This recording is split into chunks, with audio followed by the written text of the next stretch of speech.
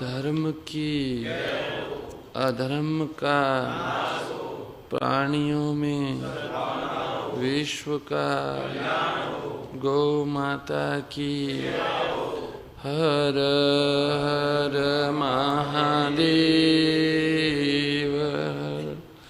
ये मेरे नाथ आप अपनी सुधामयी सर्वसमर्थ पतित पावनी अहेतु की कृपा से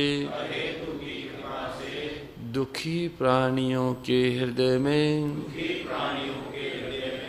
त्याग का बल एवं सुखी प्राणियों के हृदय में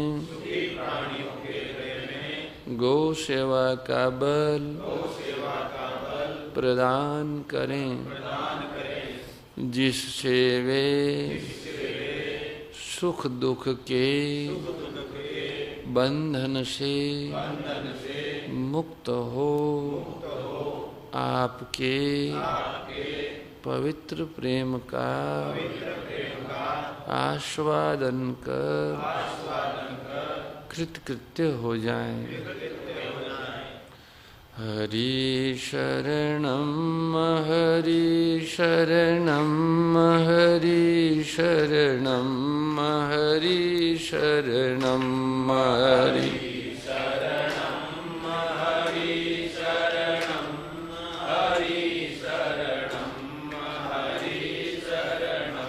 हरि शरणम हरि शरणम हरि शरणम हरि शरणम हरि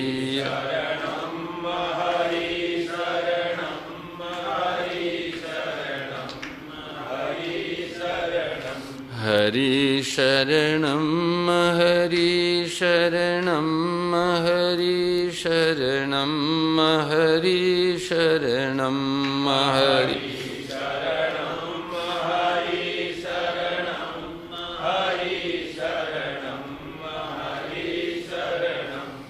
सुरभि शरणम सुरभि शरणम सुरभि शरणम सुरभि शरणम सुरभि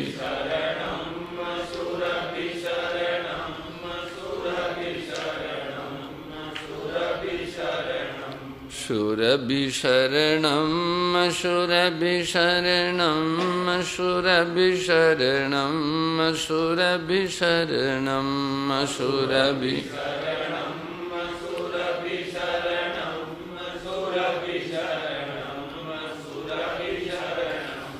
सुरभि शरणम सुरभि शरणम सुरभि शरणम सुरभि शरणम सुरभि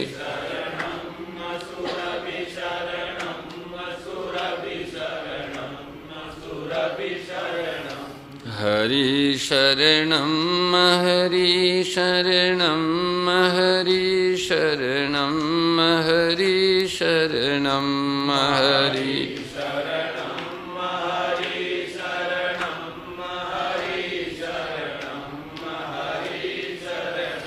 हरि शरणम हरि शरणम हरि शरणम हरि हर शरणम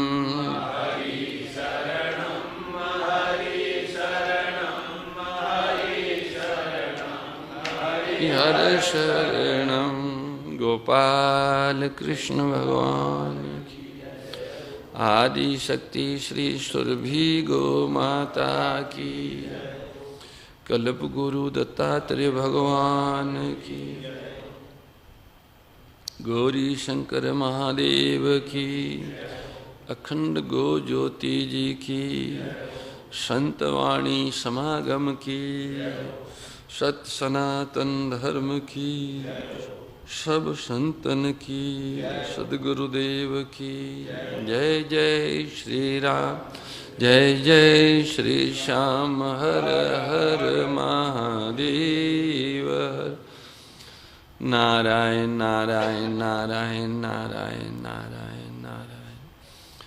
परम आत्मीय पूज्य संतगण एवं उपस्थित धर्मात्मा गो भक्त सज्जन भाइयों बहनों, अभी अभी हमने और आपने जो प्रार्थना की है उसमें एक रहस्य है, उसका वास्तविक तत्व है। अब उस पर हम आज विचार करेंगे। प्रतिदिन ये प्रार्थना हम करते हैं, इस प्रार्थना के भावों पर आज विचार करना है।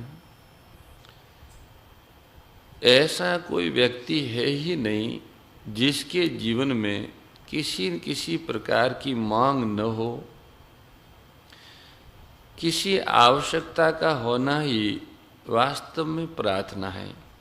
हमारे जीवन में किसी आवश्यकता का जो अनुभव है कि मुझे जल चाहिए है, जल, गंगा जल, तो गंगा जल की आवश्यकता का अंदर अनुभव होना, ये ही प्रार्थना है, यही प्रार्थना है। भक्त के हृदय में भगवान की आवश्यकता का अनुभव होना भगवान की प्रार्थना है। लोभी के हृदय में पैसों की आवश्यकता का अनुभव करना पैसों की प्रार्थना है। पद लोलुप के हृदय में पद पाने की चाह रखना पद की प्रार्थना है। हमें जिनकी आवश्यकता अनुभव होती है और उसको आगे तो फिर आगे की बात है, पर आवश्यकता का अनुभव होना कैसे प्राप्त हो, इस तरह के भाव का जगना ही प्रार्थना है।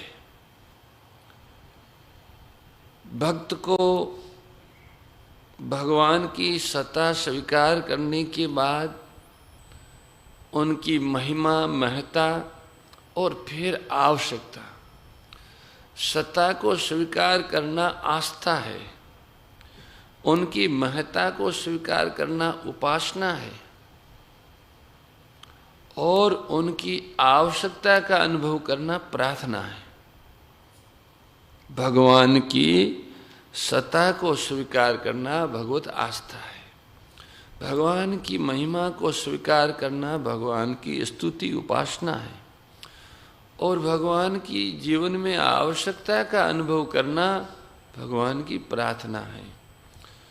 कुछ लोग सोचते हैं कि प्रार्थना तो केवल भगवत भक्तों के, भगवत विश्वासियों के, ईश्वरवादियों की वस्तु है, पर वास्तव में ऐसा नहीं है। प्रार्थना तो प्राणी मात्र की वस्तु है। क्यों? क्योंकि कोई ऐसा व्यक्ति है ही नहीं जिसके जीवन में कोई न कोई आवश्यकता न हो। अपनी आवश्यकता को जानना ही वास्तव में प्रार्थना है। भले रोटी की आवश्यकता का अनुभव करो, पानी की भूख लगे तो भोजन की, प्यास लगे तो पानी की आवश्यकता, आवश्यकता का अनुभव करना, आवश्यकता का जानना ही प्रार्थना है। इस दृष्टि से सभी प्राणी प्रार्थी हैं, सभी प्रार्थना करते हैं। कुछ लोग कामनाओं को ही आवश्यकता मान लेते हैं, परंतु जो विचारशील है वे इस बात को जानते हैं कि कामना और आवश्यकता में बड़ा भारी भेद है। कामना की निवृत्ति होती है अथवा उसमें प्रवृत्ति होती है। यहाँ तो कामना को पूरा करने के लिए प्रवृत्त होते हैं, या फिर उसको छोड़ देते हैं, निवृत्त होते हैं। पर आवश्यकता की तो पूर्ति होती है, उसकी निवृत्ति नहीं होती, आवश्यकता की पूर्ति होती है। अब आप विचार करें कि जो प्रार्थना है, अभी हमने आपने जो प्रार्थना की उसमें सबसे पहला वाक्य क्या है? हे मेरे नाथ, हे मेरे नाथ, ये पहला वाक्य है। इस वाक्य के उच्चारण करते ही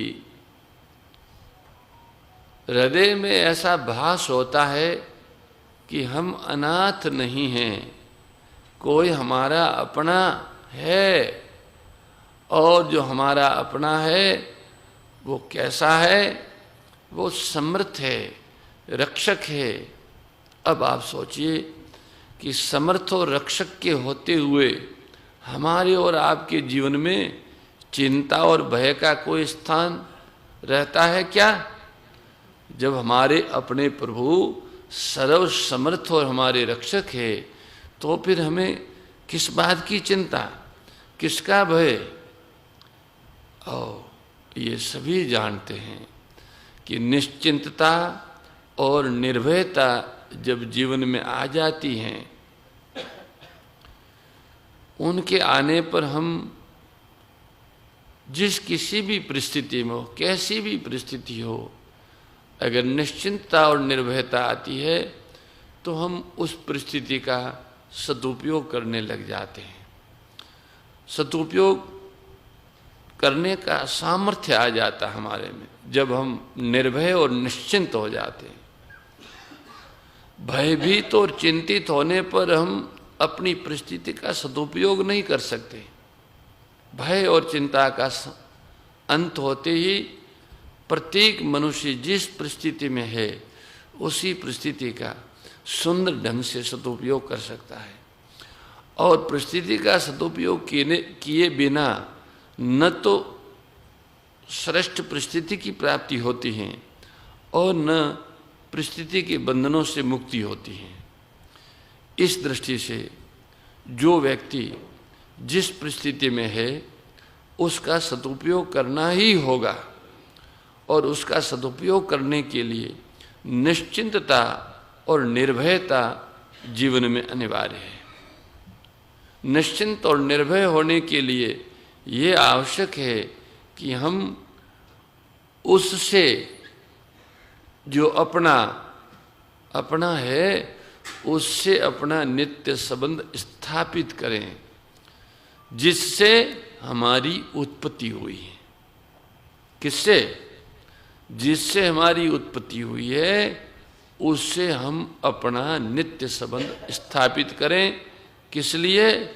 निश्चिंत और निर्भय होने के लिए। जिससे हमारी उत्पत्ति हुई है और जिसमें हम स्थित हैं उससे हमें अभिन्न होना है। हम जिनमें से उत्पन्न हुए हैं, जिनमें हम हैं, उनसे हमको अभिन्न होना है। ये तभी संभव है जब हम उनको अपना माने। अपन तब से ही अभिन्नता आती है।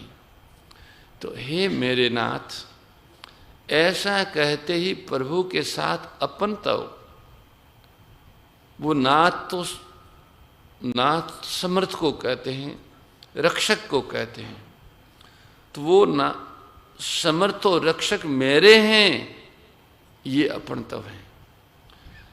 उनके साथ ये अपनायत का संबंध स्थापित करते ही उनसे अभिन्नता हो जाती है।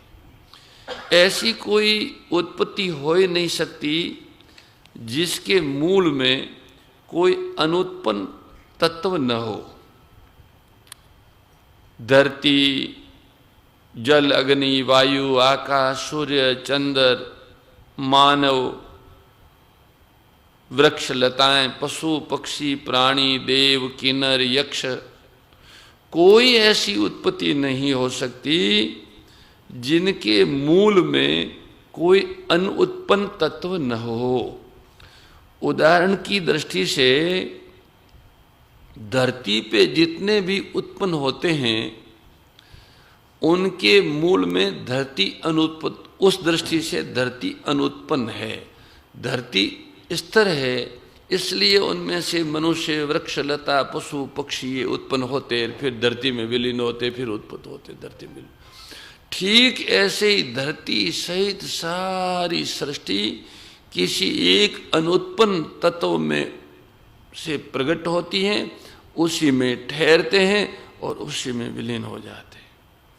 वो जिसमें से उत्पन्न होते हैं, जो इनकी उत्पत्ति का आधार है, जो इनकी स्थिति का आधार है, जो इनकी प्रतीति का प्रकाशक है, वो तत्व अनुत्पन्न है, उसी को भक्त लोग भगवान कहते हैं। इस दृष्टि से हम सबको ये मानना ही पड़ेगा कि जिससे हमारी उत्पत्ति हुई है वह हमारी उत्पत्ति से पहले था, चाहे उसको जाने अथवा न जाने, माने अथवा न माने, परंतु वो अवश्य है जिससे हमारी उत्पत्ति हुई है। हमारी उत्पत्ति हुई है वो हमसे पहले था। एक ये भी नियम है कि जिससे हमारी उत्पत्ति हुई है उसको हम प्राप्त कर सकते हैं। हम जिससे उत्पन्न हुए हैं उसको हम प्राप्त कर सकते हैं, उसमें हम श्रद्धा रख सकते हैं, उससे हम संबंध जोड़ सकते हैं, परंतु उसे हम मन बुद्धि का विषय नहीं बना सकते। ध्यान देना, मार्मिक बात है। ऐरे गहरे नत्थु गहरों की बात ये समझ में नहीं आती जल्दी, जिनका इस तरफ कुछ लगन हो, जो बुद्धि से अतीत भी जीवन है, परिस्थितियों से, वस्तुओं से, व्यक्तियों से, अवस्थाओं से अतीत जीवन है, उस जीवन में आस्था करने वाले भाई बहन हैं, उनको ये थोड़ी समझ में आ सकती हैं।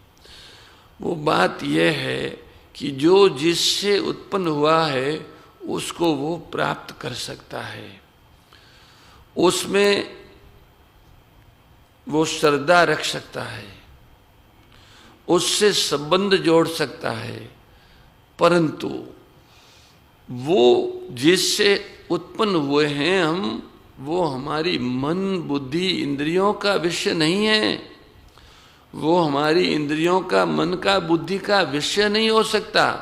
हम उनमें श्रद्धा कर सकते हैं, हम उनसे संबंध जोड़ सकते हैं, हम उनको पा सकते हैं, पर हम इंद्रियों का विषय नहीं कर सकते, मन का विषय नहीं कर सकते, उसको बुद्धि का विषय नहीं कर सकते। क्यों? क्योंकि बुद्धि मन इंद्रियों तो उन्हीं से उत्पन्न हुए हैं।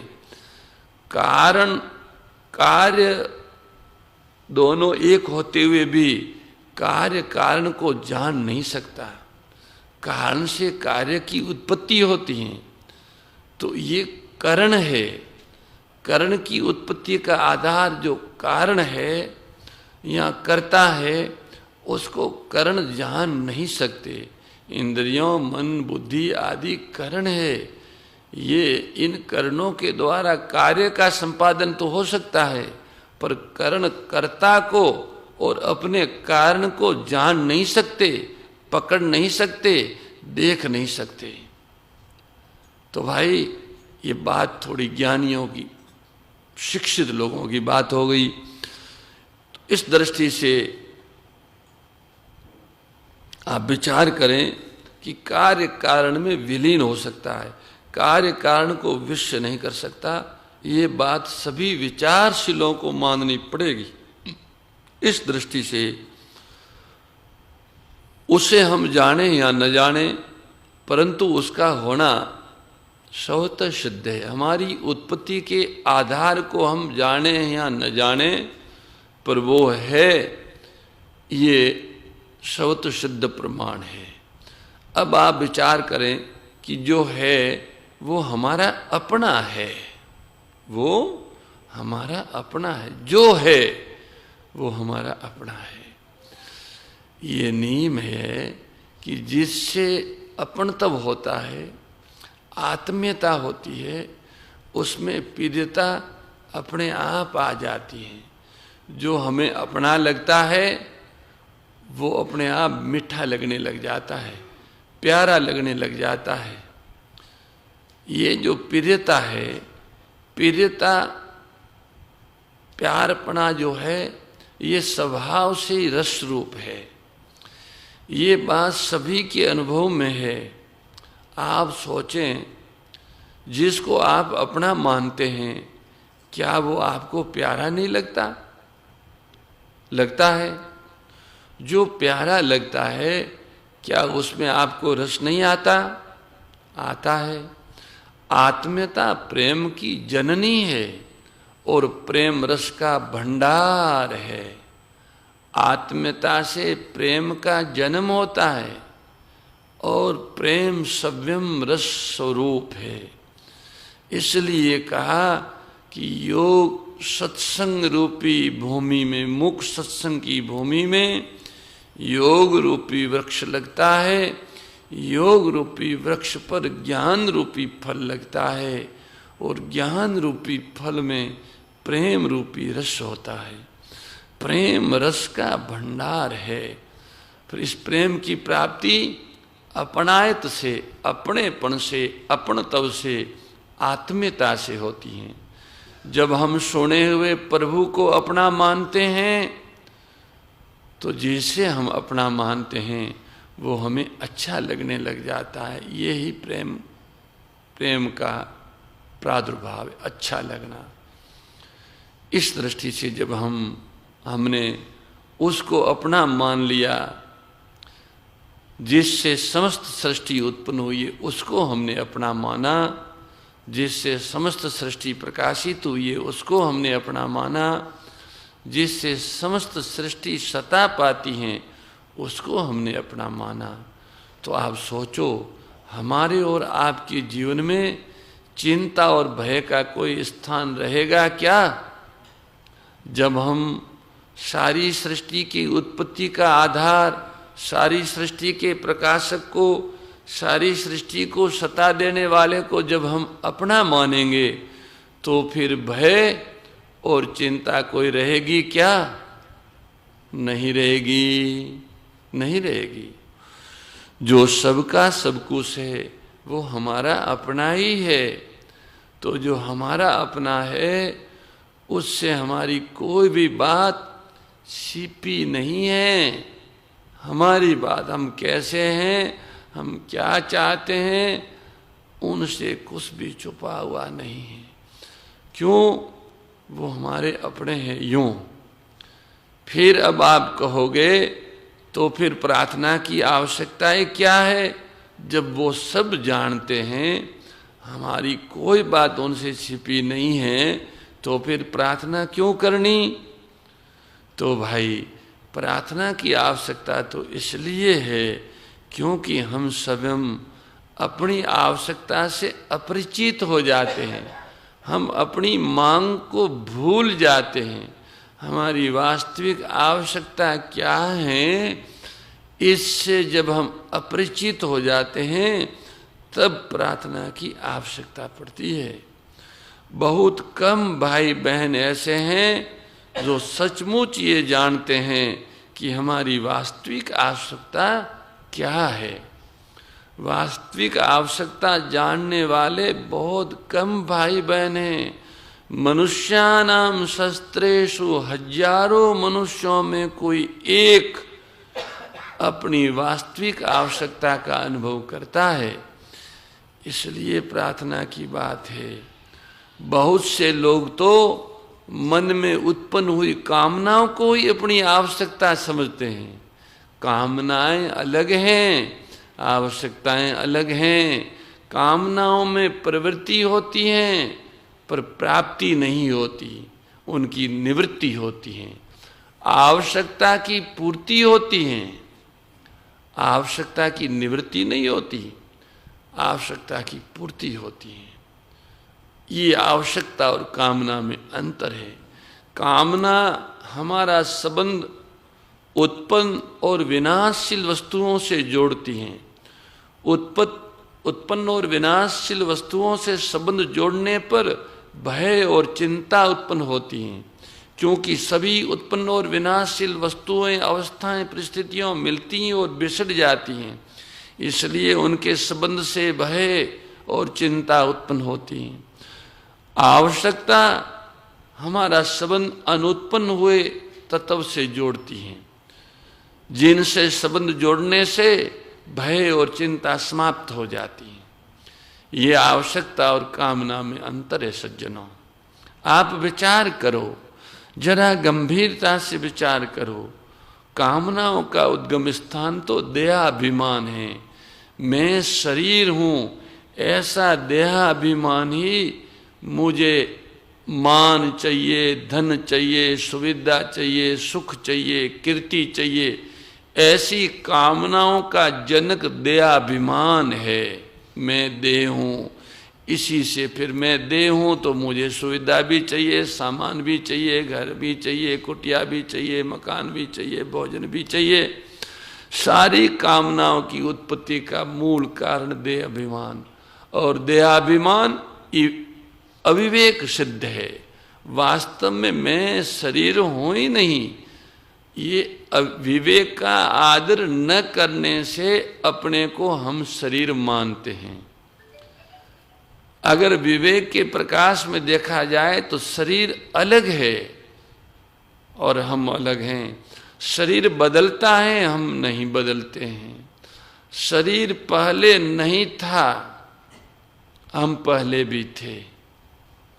शरीर बाद में नहीं रहेगा, हम बाद में भी रहेंगे। तो शरीर और हम दोनों अलग अलग, ये विवेक सिद्ध बात है।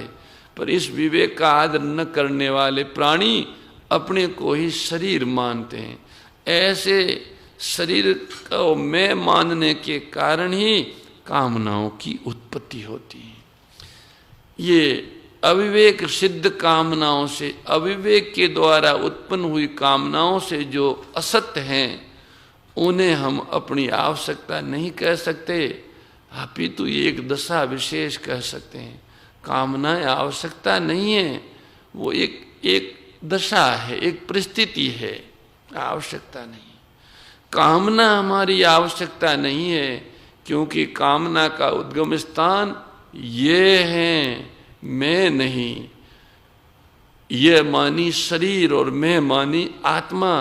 आत्मा से कामना की उत्पत्ति नहीं है, शरीर से कामना की उत्पत्ति है। आत्मा में तो शांत जीवन, स्वाधीन जीवन और रसमय जीवन की आवश्यकता है, मांग है। आत्मा की मांग ये है।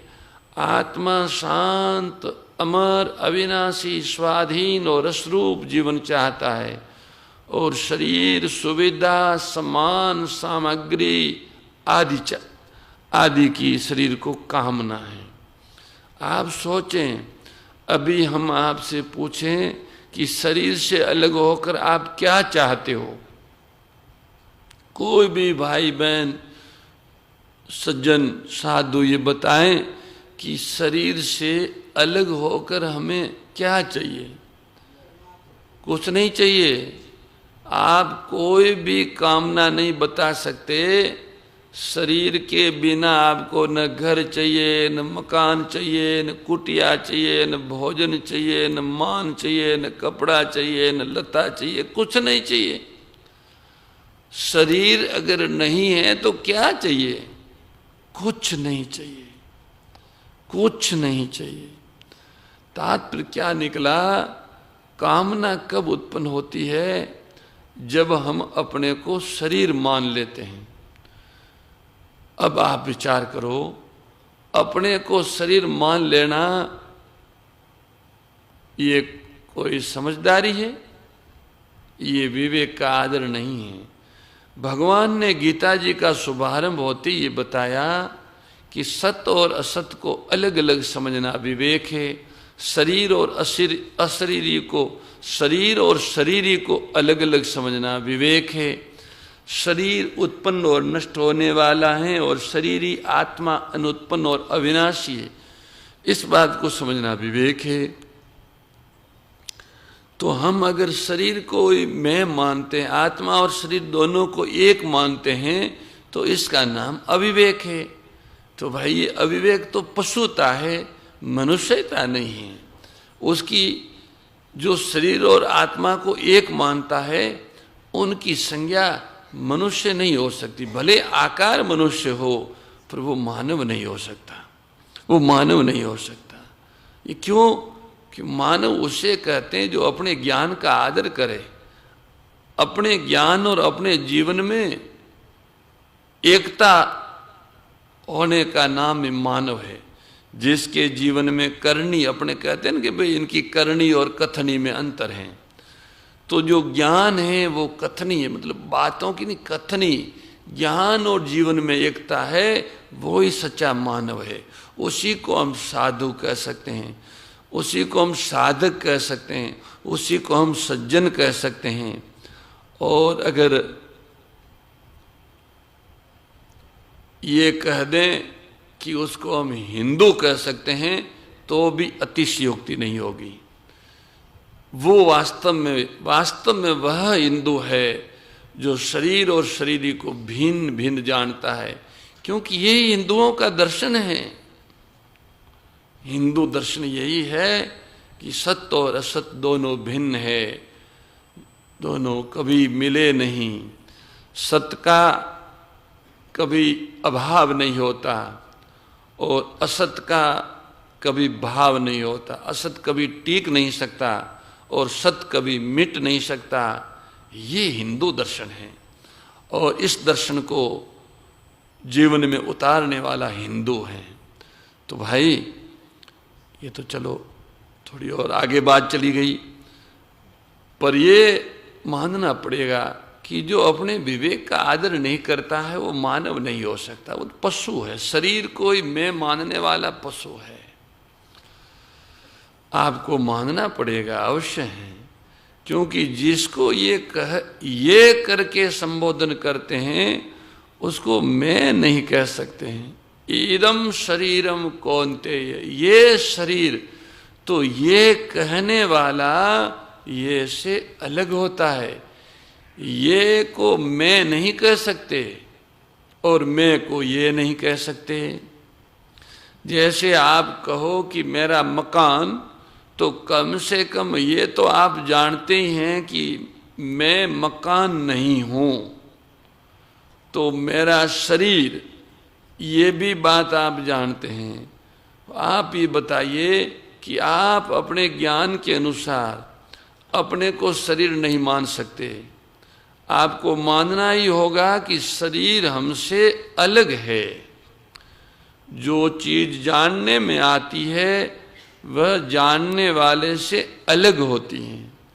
जो चीज देखने में आती हैं वो देखने वाले से अलग होती है। हाँ, इतना ही नहीं, जिन साधनों से हम देखते हैं, सुनते हैं, सोचते हैं, वे साधन भी हमसे अलग हैं। जैसे आँखों से देखते हैं, बुद्धि से जानते हैं, मन से सोचते हैं, कानों से सुनते हैं, तो ये आँखें, कान, मन और बुद्धि भी हमसे अलग हैं। इससे ये सिद्ध होता है कि भाई शरीर, इंद्रिय, मन, बुद्धि, प्राण आदि जितनी वस्तुएं हैं उनको मैं नहीं कह सकते। वो ये है, ये मैं नहीं। जी हाँ, जानना है, जानना है, जानना है। वो तो है ही, देख ही रहा है हमसे अलग है। हम इसका आदर करना है। हमको दिखता तो है कि शरीर बदलता है, हम नहीं बदलते। मन कभी अच्छा होता है, कभी बुरा होता है, तो हम तो वो के वो रहते हैं। मन बुरा होता है तब भी हम वही होते हैं, मन अच्छा होता है तब भी हम वही होते हैं। कभी कहते हैं आज तो बुद्धि ठीक नहीं है, तो बुद्धि ठीक नहीं होती है तब भी हम तो वही होते हैं। और बुद्धि अच्छी होती है तब भी हम वही होते हैं। सुनते हैं तब भी हम वही होते हैं, नहीं सुनते तब भी हम वही होते हैं। तो शरीर, इंद्रियों, मन, बुद्धि ये हमसे अलग है ही। ये ज्ञान हमको है, ये जानकारी हमको है। इस जानकारी का आदर करना है, इस जानकारी को स्वीकार करना है, बस इतना सा काम है। आप कहेंगे कि मैं तो नहीं कह सकते, किंतु मेरा तो कह सकते हैं। भाई शरीर को मैं नहीं कह सकते, मन को, बुद्धि को, इंद्रियों को, प्राण को मैं नहीं कह सकते। वो प्राण मेरा है, बुद्धि मेरी है, मन मेरा है, इंद्रियों मेरी है, शरीर मेरा है, ऐसा तो कह सकते हैं। तो कहना होगा कि जैसे ड्राइवर किसी की मोटर को मेरी मोटर कह देता है, उसी प्रकार बोलचाल की भाषा में हम भले ही कहें कि शरीर मेरा है। ड्राइवर जो होता है उसकी मोटर होती नहीं है, पर वो ड्राइवर है, इसलिए वो व्यवहार के लिए वो रोड पे खड़ा है। कोई पूछेगा ये गाड़ी किसकी है, तो ड्राइवर कहेगा मेरी है, जबकि वो गाड़ी तो सेठ की है, उसके मालिक की है। पर ड्राइवर के पास में है और वो गाड़ी से कुछ गड़बड़ करेगा तो उसका दंड भी ड्राइवर को ही भोगना पड़ेगा। इसलिए वो ये बोलचाल की भाषा में कह सकता है गाड़ी मेरी है। ऐसे ही हम भले कह दे शरीर मेरा है, पर वास्तव में शरीर का मालिक तो कोई और है। शरीर का मालिक कोई और है। हाथ मेरा है, शरीर मेरा है, पर भाई सोचो तो सही, क्या शरीर का और संसार का कोई विभाजन हो सकता है? शरीर और संसार दोनों को अलग कर सकते हैं हम? आपको मानना पड़ेगा नहीं कर सकते। यदि शरीर आपका नहीं, उसी प्रकार जिस संसार रूपी सागर की शरीर एक लहर है, वह भी आपका नहीं है। इसमें आपके विवेक का विरोध है। तो कहना होगा कि शरीर हमारा है ही नहीं, किंतु उसके उपयोग मात्र में हमारा अधिकार है। जैसे गाड़ी ड्राइवर की न होते हुए भी गाड़ी जिस काम के लिए दी है, उस काम में गाड़ी का उपयोग करना मात्र ड्राइवर का अधिकार है। ऐसे ही शरीर हमारा नहीं है, पर शरीर हमें मिला है, जिस काम के लिए मिला है उसमें शरीर का उपयोग करना ही हमारा दायित्व है। तो जिसने हमें शरीर के उपयोग का अधिकार दिया, उसने हमारी ईमानदारी पर विश्वास किया है। जैसे कोई गाड़ी ड्राइवर को सौंपता है तो ड्राइवर पे विश्वास करता है तभी तो सौंपता है, नहीं तो लेके भाग जाए कहीं कहीं, क्या करेगा? डीजल निकाल देगा, कोई अच्छा मंगा अंदर से औजार निकाल देगा, ट्रैक्टर दो, गाड़ी दो। ऐसा बहुत सारे किसान अपना ट्रैक्टर हाली बाल्दी को देते ही नहीं, पर गौशाला में तो क्या करे, देने पड़ते हैं। तो भाई भगवान ने हमको शरीर दिया है तो हम पर विश्वास किया है कि ये शरीर का सदुपयोग करेंगे, उसके उपयोग करने का विवेक भी दिया है। केवल शरीर दिया इतना नहीं है, शरीर के उपयोग करने का विवेक दिया है। तात्पर्य क्या निकला? मिली हुई कोई भी वस्तु हमारी नहीं है और न कोई भी वस्तु हम है, अपितु किसी वस्तु के उपयोग करने में हमारा अधिकार है। इसको ही कर्तव्यनिष्ठ प्राणी कर्तव्य के नाम से कहते हैं। धर्मात्मा इसे धर्म के नाम से कहते हैं। मान्यता का भेद है, अर्थ का कोई भेद नहीं है। मिली हुई वस्तु सामर्थ्य और योग्यता पर के लिए है, अपने लिए नहीं है। इसी को कर्तव्य कहो, इसी को यज्ञ भी कहो, इसको धर्म भी कहो, तो कोई अंतर नहीं पड़ता। इससे ये सिद्ध होता है कि जो वस्तु सामर्थ्य योग्यता हमें प्राप्त है, उसका उपयोग हमें अपने विवेक के अधीन करना है, अथवा यूं कहो कि उस मिले हुए विवेक के प्रकाश में हमें मिली हुई सामर्थ्य का सदुपयोग करना है। परंतु आप जानते हैं, ऐसा कौन व्यक्ति है जो असमर्थता का अनुभव नहीं करता? ऐसा कौन व्यक्ति है जिसके सामने मृत्यु का भय नहीं है? ऐसा कौन व्यक्ति है जिससे कभी विवेक का विरोध न हुआ हो? मानना ही पड़ेगा, हमारे आपके सामने ये तीनों समस्याएं हैं। मृत्यु का भय है, सामर्थ्य की मांग है और पवित्र होने की आवश्यकता है। इन तीन दुर्बलताओं को सामने रखकर जब हम सोचते हैं तो इस बात के लिए विवश हो जाते हैं कि जिससे हमारी उत्पत्ति हुई है, जो हमारा अपना है, जिससे हमारा नित्य संबंध है, उसके सामने अपनी आवश्यकता को प्रकट करें। किस लिए? इसलिए नहीं कि वे हमारी आवश्यकता को नहीं जानते, इसलिए प्रकट करना है कि हम स्वयं अपनी आवश्यकता को भूलकर कामनाओं के जाल में फंस गए थे। इस दृष्टि से यदि आप और हम विचार करेंगे तो हमें आपको मानना पड़ेगा कि आज जीवन का सबसे पहला प्रश्न हम अपनी आवश्यकता को जानें, हम क्या चाहते हैं, इस बात को ठीक ठीक समझना ये जीवन का सबसे पहला प्रश्न है। आप सोचें, मांगने का अधिकार किसको होता है?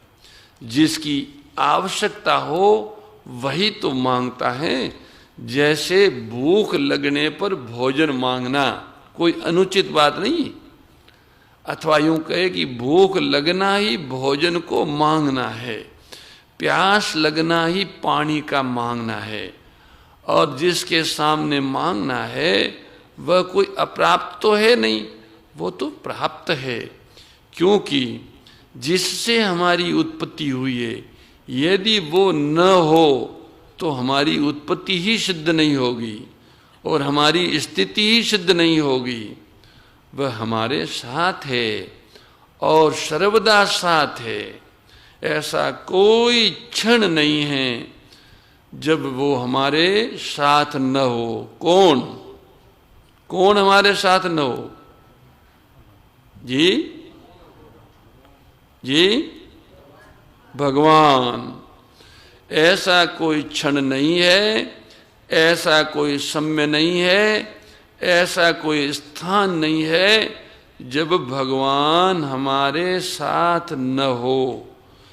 परंतु हम इस बात को इतना भूल गए हैं कि अपने को अनाथ अनुभव करने लगे। ये वास्तव में हम अनाथ नहीं हैं। देश काल दिश विदेश माही कौश अस कहाँ जहाँ प्रभु नाई। बताओ ऐसा कौन सा स्थान है, कौन सा समय है जहाँ प्रभु न हो? वो सदा हमारे साथ, सदैव हमारे साथ, उनके साथ सर्वसमर्थ ईश्वर के साथ रहते हुए हम अनाथ कैसे हो सकते हैं?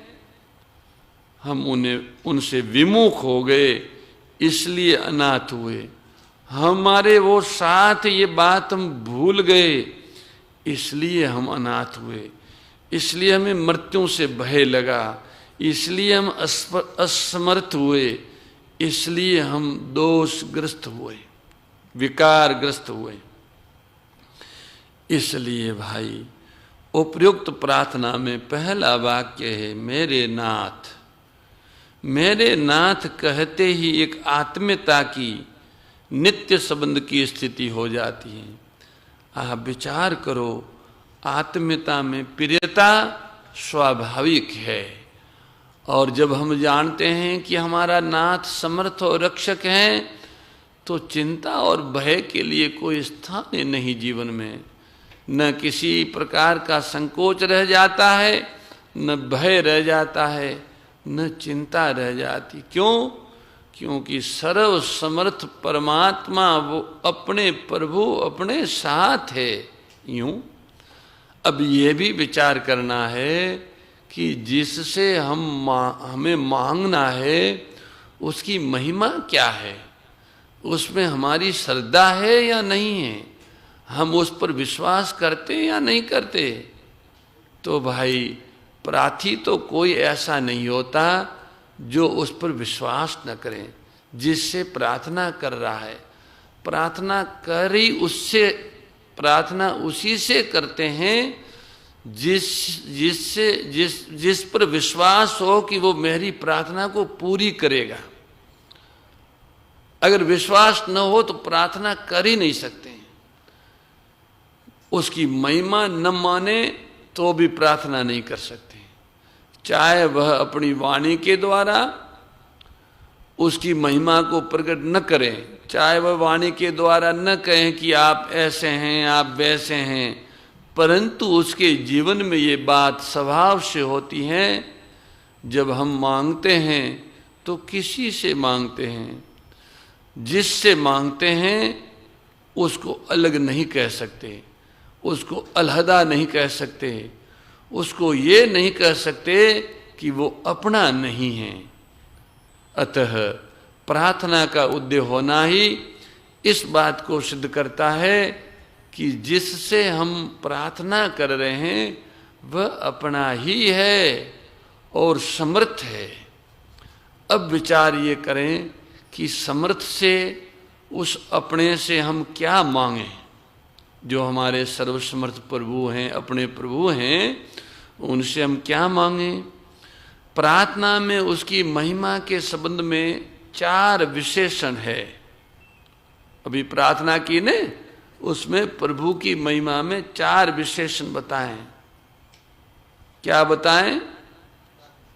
4 विशेषण। मेरे नाथ जो है समर्थ है, जो रक्षक हैं, जो हमारे अपने ही है, उनकी कृपा में 4 बातें बताई है।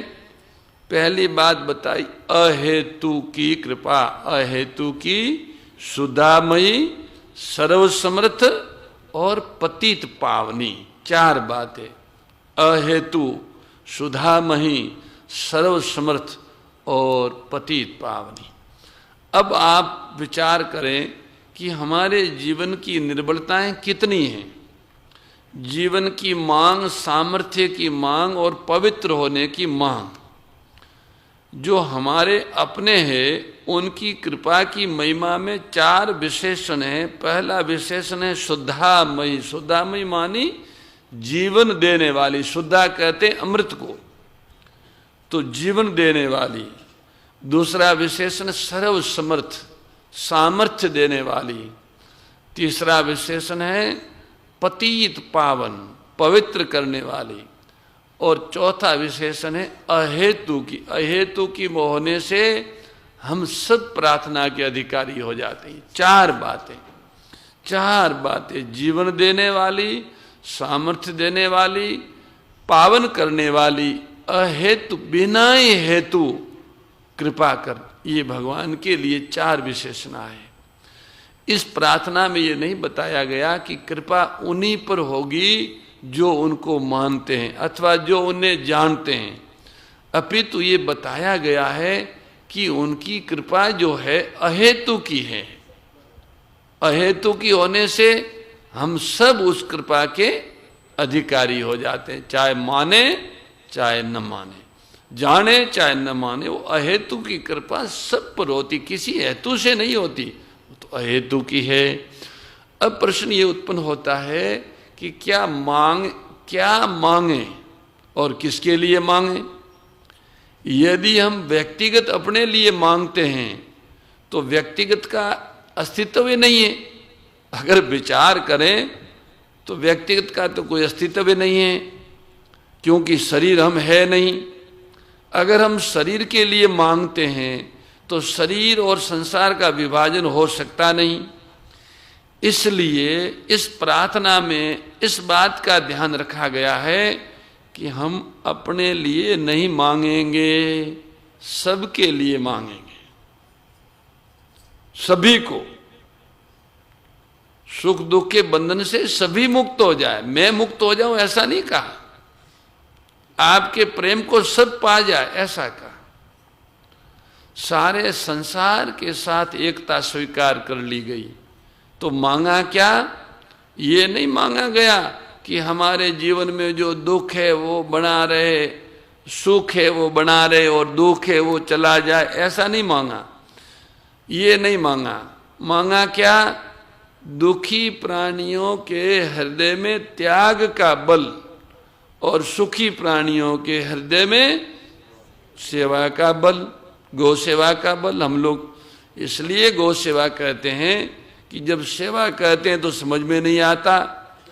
सेवा परमात्मा की होती है, सेवा में कोई दोष न हो, और ये जगत भी भगवान का ही स्वरूप है। पर सामान्यतः सेवा क्रियात्मक रूप से कहीं न कहीं उसकी शुरुआत होगी पवित्र माध्यम से। तो इस धरती का पवित्र से पवित्र पवित्रतम माध्यम पूज्या गौ माता है। इसलिए सेवा के आगे गो शब्द भगवान दत्त की कृपा से लगाया। यद्यपि इस प्रार्थना में प्रारंभ में केवल सेवा शब्द हैं, पर इस अभियान के बाद 1993 के बाद इस प्रार्थना के सेवा के साथ गो सेवा शब्द जुड़ा है। अब आप विचार करके देखें, दुखी प्राणियों के हृदय में त्याग के बल की मांग क्यों की गई? जरा गंभीरता से सोचें। दुखी हैं क्या? दुख क्या है? इस प्रकार आप विचार करेंगे तो मानना पड़ेगा कि आप सब कुछ चाहते हैं। आप जब कुछ चाहते हैं और जब चाह पूरी नहीं होती, तभी आप दुख का अनुभव करते हैं। हम जो चाहते हैं वो होता नहीं, और जो होता है वो भाता नहीं, और जो भाता है वो रहता नहीं। ये बात जब हमारे आपके सामने आती है, तब हम कहते हैं कि हम तो बड़े दुखी हैं। क्यों? क्योंकि जो बात हम चाहते हैं वो हुई नहीं। आप गंभीरता से विचार कीजिए, क्या संसार में कोई ऐसा व्यक्ति है जिसके विषय में, जिसके संबंध में आप ये कह सके कि उसकी सभी कामनाएं पूरी हो गई?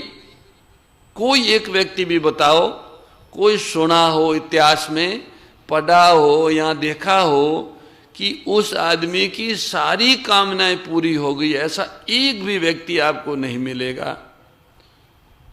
अगर कोई ऐसा व्यक्ति हो तो बताओ, है जानकारी में? नहीं है। तो जिसके संबंध में आप ये कह ही नहीं सकते, एक भी व्यक्ति ऐसा आप नहीं बता सकते जिसकी सारी कामनाएं पूरी हो गई हो। तो हमारा विचार ऐसा है, हमने ऐसा सुना है, समझा है, सोचा है, हमें ऐसा मालूम होता है कि ऐसा व्यक्ति तो मिल सकता है जिसकी सभी कामनाएं नष्ट हो गई हो। ऐसा तो मिल सकता है। कोई आपको मिला या नहीं मिला मुझे पता नहीं, पर हमको तो ऐसे व्यक्ति मिले हैं। ऐसे व्यक्ति का दर्शन हमने किया है जिनकी सारी कामनाएं समाप्त हो गई, पर ऐसे एक भी व्यक्ति ऐसा सुना ही नहीं जिसकी सारी कामनाएं पूरी हो गई हो। हमने ऐसे व्यक्ति का दर्शन किया है जिनकी समस्त जिज्ञासाएं पूरी हो गई हो, जिसको प्रेम की प्राप्ति हो गई हो। ऐसे महानुभावों के हमने दर्शन किए, परंतु ऐसा व्यक्ति नहीं मिल सकता जिसके लिए आप कह सकें कि उसकी सभी कामनाएं पूरी हो गई। सोचिए, जरा गंभीरता से सोचिए। जब सभी कामनाएं पूरी हो ही नहीं सकती, तो इससे निर्विवाद सिद्ध होता है कि कामना पूर्ति मात्र हमारे आपके जीवन का लक्ष्य नहीं हो सकता।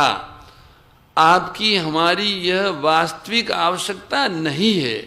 ये जो कामना है ये वास्तव में हमारी वास्तविक आवश्यकता नहीं है। ये अवश्य कह सकते हैं कि कामना पूर्ति का जीवन में स्थान है, और कामना अपूर्ति का भी जीवन में स्थान है। ये किस लिए? कामना पूर्ति किस लिए है? कामना निवृत्ति के लिए। कामना पूर्ति कामना निवृत्ति के लिए है। जैसे मेरे मन में रसगुल्ला खाने की कामना है, तो ये कामना मुझे शांत नहीं रहने देती हैं, मेरी शांति को भंग कर रही हैं।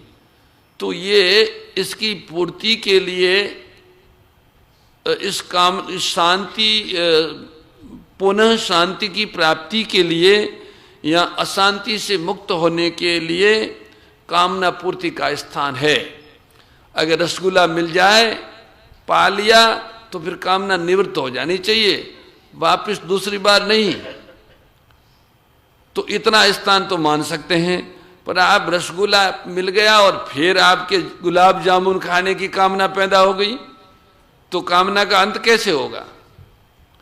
कामना से कामना पूर्ति से पुनः नवीन कामना जन्म लेती रहती हैं और ये श्रृंखला चलता रहता। अच्छा, रसगुल्ला मिल गया, ऐसे ही गुलाब जामुन मिले जाएंगे, ये थोड़ा, ये मिले भी न भी मिले। तो कोई कामना पूरी होती है वो इसलिए होती है कि वो कामना निवृत्ति के लिए ही होती है, और कोई कामना पूरी नहीं होती वो भी इसलिए होती है कि कामनाएं मत करो। कामना निवृत्ति की प्रेरणा देने के लिए ही कामना अपूर्ति होती है, और कामना से रहित होने के लिए कामना पूर्ति होती है। कामना की पूर्ति और अपूर्ति दोनों ही कामना की निवृत्ति की प्रेरणा देते हैं हमको। बात समझ में आ रही है ना? अब जी तो कहोगे पर पता नहीं।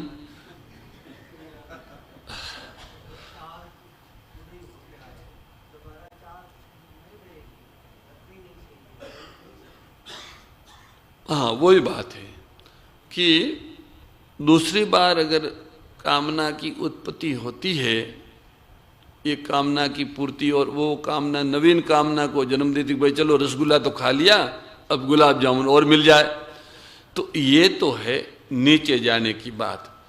पर अब रसगुल्ला खाने के बाद ये निश्चय कर लेगा, अब ठीक है गुलाब जामुन भी छोड़ो, पेड़ा भी छोड़ो, रसगुल्ला पा लिया, पूरा हुआ। क्योंकि आखिर इससे मिलना क्या है? रसगुल्ला इतने दिन से पकड़े हुए थे और सामने लाके रखा, 1 2 3 4 5 6 खाते खाते उब गया। बोले अब हटाओ हटाओ ले जाओ, अब नहीं खा सकते। बोले 2 1 खा लो, 1 खा लो, नहीं एक भी नहीं खा सकते। तो आप रसगुल्ला से उब गए। इसी तरह कोई भी चीज जो आपके अंदर मांग है, भाई कामना है, वो कामना आप पूर्ति होने पर भी आपको संतुष्टि नहीं दे सकती। संतुष्टि देने का उसमें सामर्थ्य है ही नहीं, उसका तो समाधान निवृत्ति में है। वो प्रेरणा हमें मिलती है कामना निवृत्ति के लिए। कामना अपूर्ति किसके लिए? कामना निवृत्ति के लिए। कामना पूर्ति भी कामना निवृत्ति के लिए, और कामना अपूर्ति भी कामना निवृत्ति के लिए। जब हम और आप इस बात को भली भांति जान लेते हैं कि कामना पूर्ति भी कामना निवृत्ति के लिए है और कामना अपूर्ति भी कामना निवृत्ति के लिए है, तब हमको आपको ये मानना पड़ेगा कि आप जिस कामना अपूर्ति से दुखी है, यदि उस कामना के त्याग का बल आपके जीवन में आ जाए तो दुख जैसी कोई वस्तु जीवन में रह नहीं सकती। क्योंकि कामना अपूर्ति से भी वही चीज मिलनी है जो कामना पूर्ति से मिलनी है। ये बात अगर ठीक तरह से समझ लेते हैं तो कामना अपूर्ति से दुख नहीं होता। ये कहने का तात्पर्य यही है कि दुख का कारण होता है मन की इच्छा पूरी नहीं हुई, इसलिए हम दुखी होते हैं। मन की इच्छा पूरी होने से हमें कोई वास्तविक सुख तो मिलना नहीं। इस रहस्य को समझने के बाद में इच्छा की पूर्ति और अपूर्ति के सुख और दुख में साधक फंसता नहीं है। कल्पना करो, एक अंधा व्यक्ति देखना चाहता है और एक सारा संसार मिलकर उसकी सहायता करे। जब तक देखने की शक्ति उसे न मिले तो किसी और की सहायता से वह उस कामना को पूरा नहीं कर सकता। लेकिन यदि वो विचार करे और ये सोचे कि गहरी नींद में तो सभी अंधे होते हैं जब सुषुप्ति आती है तो सब अंधे ही होते हैं, कोई कुछ नहीं देखता। तब यदि 6 घंटे आप बिना देखे रह सकते हैं तो आजीवन भी बिना देखे रह सकते हैं ना। तो अंधेपन का जो दुख था वो समाप्त हो जाएगा, अथवा देखते देखते भी आखिर में न देखना ही होता है ना। जो देख रहे हैं अंत में तो सबको नहीं देखना है। ऐसी कोई कामना है ही नहीं जिसकी पूर्ति अखंड हो, जो सदैव पूरी हो सके। ये बात सबको माननी पड़ेगी। तो भाई, अंधे हो जाने पर देखने की वासना का त्याग करना कोई कठिन बात नहीं है। इससे ये सिद्ध होता है कि किसी का दुख तभी मिट सकता है जब उसमें त्याग का बल आ जाए। नहीं तो सारा संसार मिलकर भी एक व्यक्ति के दुख का नाश नहीं कर सकता है। आप अपना सुख बांट सकते हैं, पर आप दुख मिटा सकते हैं? नहीं मिटा सकते। ये किसी के बस की बात नहीं है। आप कहेंगे व्यक्ति ऐसा नहीं कर सकता, लेकिन जो व्यक्ति नहीं है, जो सब प्रकार से समर्थ है, वह तो ऐसा कर सकता है। भाई मनुष्य तो मनुष्यों के दुखों को नहीं मिटा सकता, प्राणियों के दुखों को कोई व्यक्ति नहीं मिटा सकता, पर जो सर्वसमर्थ परमात्मा है वो तो सबके दुखों को मिटा सकता है, ऐसा आप कह सकते हैं। तो भाई मेरे, उसी का तो ये विधान है कि दुख में त्याग का बल हो। ये व्यक्ति का निर्णय थोड़ा ही है। दुख में त्याग का बल हो, त्याग के बल से दुख का भय चला जाता है। दूसरी बात, आप जो ये सोचते हैं कि दुख जीवन का आवश्यक अंग नहीं है, ये बड़े प्रमाद की बात है मेरे भाई। सुख की अपेक्षा दुख कहीं अधिक जीवन में आवश्यक है। जीवन के विकास में, जीवन के उत्थान में और जीवन के लक्ष्य की प्राप्ति में सुख से भी दुख की बड़ी भूमिका है।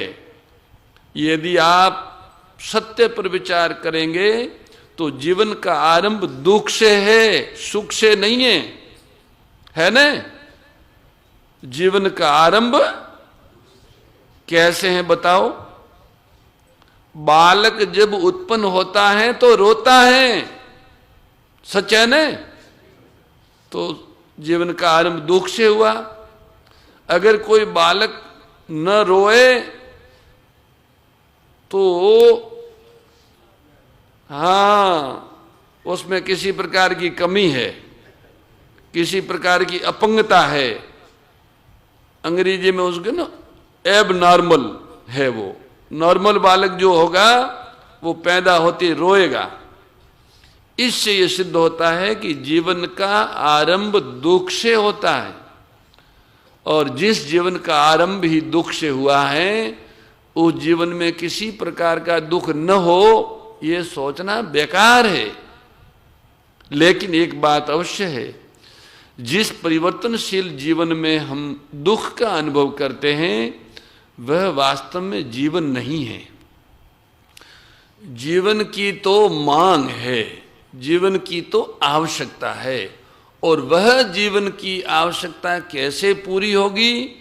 जब हम दुख में क्या करना चाहिए ये मान ले, सुख में क्या करना चाहिए ये मान ले, तब हमें सुख दुख से अतीत जीवन की प्राप्ति होगी। जीवन वास्तव में कहते उसको है जिसमें मृत्यु न हो। हम जिसे दुख सुखमय जीवन कहते हैं वो जीवन नहीं है, ये दुख और सुखमय यात्रा है। ये तो वास्तविक जीवन को प्राप्त करने के साधन हैं, अथवा वास्तविक जीवन की लालसा है।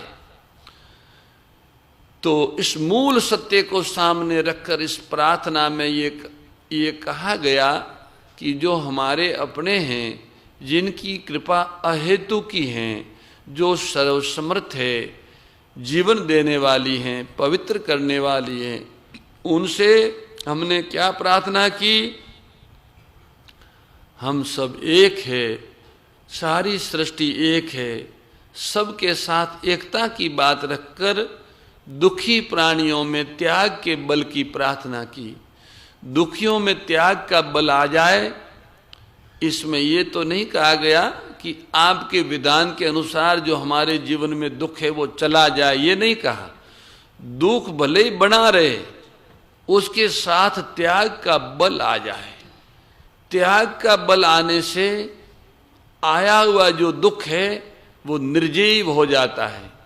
अथवा यूं कहो कि दुख जिस उद्देश्य की पूर्ति के लिए आया है, त्याग आने से वह उद्देश्य पूरा हो जाएगा। दुख किस उद्देश्य से आया है हमारे सामने? सुख की दासता से मुक्त होने के लिए दुख आया है, अथवा सुख लालसा का नाश करने के लिए दुख आया है। हमारे कहने का तात्पर्य था कि दुख में त्याग के बल की आवश्यकता है। इस दृष्टि से हम सबको दुख में त्याग के बल की प्रार्थना करनी चाहिए। दुख काल में त्याग ही हमारा वास्तविक साधन है। त्याग के बिना दुख का सदुपयोग हो नहीं सकता। यह नियम है, जिसका सदुपयोग हो जाता है वो वस्तु अपने आप समाप्त हो जाती है। अगर दुख का सदुपयोग होगा तो दुख सदा के लिए समाप्त हो जाएगा। दुख का सदुपयोग करने पर दुख अपने आप नष्ट हो जाता है। इतना अवश्य है, आपको भूख लगी है, लेकिन यदि आप में भोजन की कामना को त्यागने का बल है तो भूख आपको क्षोभित नहीं कर सकती। जब आप क्षोभित नहीं होते तब आप क्रोधित भी नहीं होते। जब आप क्रोधित नहीं होते तब आपको विस्मृति भी नहीं होती। विस्मृति किसकी? सत्संग की विस्मृति, भगवान की विस्मृति, अपने प्रभु की विस्मृति, अपने स्वरूप की विस्मृति, अपने प्रेमास्पद की विस्मृति नहीं होती। किसको? जो क्षोभित और क्रोधित नहीं होता है वो अपने इष्ट को, अपने प्रभु को कभी भूलता नहीं है, वो कभी भूलता नहीं है। इसलिए भाई हम सबको क्रोधित नहीं होना। हम क्रोध रहित होने के लिए हमें क्षोभित नहीं होना है। क्षोभित न होने के लिए दुख के भय से मुक्त होना है। दुख के भय से मुक्त होने के लिए दुख में त्याग के बल की आवश्यकता है। इस दृष्टि से मानना ही पड़ेगा कि दुखी का साधन त्याग है, दुखी का कर्तव्य त्याग है। दुखी को त्याग अपनाना ही है। इस दृष्टि से जब हम सब दुख में त्याग को अपना लेंगे तो त्याग को अपनाते ही दुख का भय सदा के लिए चला जाएगा। अब रही सुख की दास्तां, तो सुख का त्याग नहीं हो सकता। सुख ऐसी प्रिय वस्तु है, उसके त्याग की बात कहना अपने आप को धोखा देना है। परंतु भाई अगर सुख काल में सेवा का बल आ जाए तो सेवक के लिए सुख का त्याग करना बहुत ही स्वाभाविक हो जाता है। हम बड़ाई नहीं करते पर एक उदाहरण देते। हमारे बीच में एक ऐसे सज्जन विराजे हैं, वे एक उदाहरण है कि वे अपने शरीर की सुविधा के लिए बहुत कम संसाधनों का उपयोग करते हैं। हमने उनको कहा आप वृद्ध हो गए हैं, आप गाड़ी रखिए, एक ड्राइवर रखिए। तो उनके मन में ये भाव रहता है कि गाड़ी रखेंगे, ड्राइवर रखेंगे तो उसमें इतना पैसा खर्च होगा, वो पैसा गौ सेवा में लगा दिया जाए। क्यों? क्योंकि गायों को खूब आवश्यकता है। वो बहुत समय तक तो स्कूटर लेके आते थे, जबकि ऐसा समय भी आया है उन्होंने एक एक वर्ष में 1.25 से 1.5 करोड़ रुपया का चारा गायों को डाला है और अपने लिए स्कूटर लाते थे, ड्राइवर नहीं रखते थे। हम उनका परिचय करा के उनके पुण्य को घटाना नहीं चाहते, वो यहाँ ही बैठे। तो मैं ये निवेदन कर रहा था कि जब हमारे अंदर दूसरों को सुख पहुंचाने का भाव आ जाता है, सेवा भाव, तो सेवक के लिए अपना सुख त्यागना सरल हो जाता है। वो जिसको सुख पहुंचाना चाहता है उसके लिए वो अपने सुखों का त्याग सरलता पूर्वक कर सकता है। हमारे साथी हैं कहीं, तो वे ठंडी में 4 बजे गऊओं के बीच में जाते हैं, सफाई करते हैं, पानी पिलाते हैं, नवाते। देखो ठंडी में तो भाई अपना सुख तो यह है कि आप कमरे में बैठे रहो, ओढ़ के बैठे रहो या सोते रहो, पर वो अपने सुख का त्याग गौ माता को सुख देने के लिए आराम से कर लेते। उनको ऐसा लगता ही नहीं कि हमने अपने सुख का त्याग किया, वो गौओं को सुख देना चाहते। तो जो सेवा भाव है वो निज सुख की इच्छा का त्याग करा सकता है। तो सुख काल में सेवा का बल मिल जाए तो सुख का त्याग करना स्वाभाविक हो सकता है। सेवक का हृदय पराये दुख से भरा रहता है। जैसे कोई गौसेवक है तो उनके हृदय में सच में हर समय गाय की पीड़ा भरी हुई होगी, इसलिए वो सुख नहीं भोग सकता। पराये दुख से भरते ही वह अपना प्राप्त सुख बांटने के लिए तत्पर हो जाता है। जैसे ही उनको लगता है, पिछले वर्ष चातुर्मास के समय एक लंपे की बीमारी आई और वो इतनी खतरनाक बीमारी थी, हजारों गायें उससे तड़प तड़प के पधार गई, उनके घाव पड़ गए, उनका मांस पिघलने लग गया, कोई दवाई लागू नहीं हो रही थी। हम लोग खूब परेशान हो गए, कोई रास्ता नहीं, कई साथियों को नींद आवे नहीं, भूख लगे नहीं, सत्संग की भी बातें होती तो यही होती, पर करे तो क्या करें। तो आप आश्चर्य करेंगे, उस समय अनेक लोगों के मन में ऐसा था कि जो कुछ हमारे पास है वो सब लग जाए पर गौ माता का दुख मिटे। हमारे साथी अभी यहाँ नहीं, राधा कृष्ण आए कक्ष में। राधा कृष्ण जी को आप जानते हैं, कथा करते हैं बहुत अच्छी, गोधाम पचमढ़ा के वो संस्था के गौरवाध्यक्ष भी हैं। वो आए, बोले महाराज जी हमारे जीवन को जहाँ भी लगाना हो वहाँ लगा दीजिए और उसके बदले में गौओं की बीमारी मिट जाए ऐसी कोई औषधि मंगा लीजिए। हमने कहा भैया अपने को कौन ले, बाबों को कोई दूसरा होता तो लोगों के काम आता, बदले में पैसा भी दे देते, अपने को तो ले जाए तो भोजन और कराना पड़े और बातों सुनने के लिए खोटी और होना पड़े, बैठो। हम लोग बातें कर रहे थे और हमारे संस्था के अध्यक्ष का फोन आया, आवाज हमको सुनाई, तो वो भरे हुए थे। उन्होंने हमको कहलवाया कि हमारी जो मिल है वो हम आज ही किसी को भी गिरवी रख देते हैं, पर उसके लिए जितना भी हमारे पास है वो सारा धन अभी का अभी लग जाए, गायों के लिए कोई दवाई मिल जाए। अब ये क्या है? ये पराये दुख से दुखी होना है। जब पराये दुख, वास्तव में पराया दुख हृदय में भर जाता है तो जो कुछ अपने पास होता है वो सब बांटने के लिए वो तैयार हो जाता है। हमने उनको समाचार भेजवाया कि भाई कोई दवाई तो है ही नहीं, हमने अनेक देशों में पूछवाया है, फिर भी हम अमूल समूह के लोगों को और राष्ट्रीय डेयरी विकास बोर्ड से जुड़े हुए लोगों को आज शाम को बुलाते हैं, कोई रास्ता निकलता है तो आगे बढ़ेंगे। बुलाया गया, पूछा, वे भी हवाई जहाज से पहुंच गए, अध्यक्ष महोदय भी अहमदाबाद। शाम की मीटिंग हुई, उन्होंने कहा कि भाई प्रारंभ में हम 10 करोड़ रुपया देते हैं, आप इस दवाई के अनुसंधान का कार्य प्रारंभ कीजिए, सरकार भले न दे, हम देते हैं। खैर औषधियाँ बनाई, प्रयास भी हुआ, पर प्रार्थना ही काम आई। तो हमारा कहने का भाव ये है कि जब हम पराये दुख से भर जाते हैं तो अपने पास जो भी सुख होता है उसको बांटने में हमको कठिनाई नहीं होती, उल्टा सुख मिलता है कि हमारे पास जो कुछ है उससे आगे वाले का दुख मिट जाए। इससे ये सिद्ध होता है कि सुख काल में सेवा के बल की आवश्यकता है। सुखी आदमी के हृदय में सेवा का बल आवे तो ही वो सुख का त्याग कर सकता है।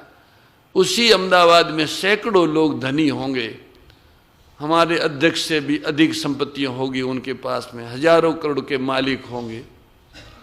और ये लंपे की बीमारी के दृश्य किसी से छुपे हुए नहीं थे, देश और देश की जनता सब जानते थे।